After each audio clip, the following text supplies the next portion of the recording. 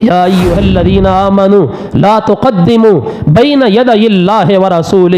اس فرمان نے لوگوں میں یہ فیصلہ سنا دیا ہے جو نبی پاک علیہ الصلوۃ والسلام کی سنت سے اعراض کرے، طریقہ رسول سے روگردانی کرے، حدیث مصطفیٰ سے آگے بڑھے اور اپنے مزاج کی بات کرے کہ میں تو اتنا کچھ کروں گا، پیش قدمی کرے، تقدم اختیار کرے، یاد رکھنا وہ نبی پاک علیہ الصلوۃ والسلام کے طریقے پر نہیں ہے۔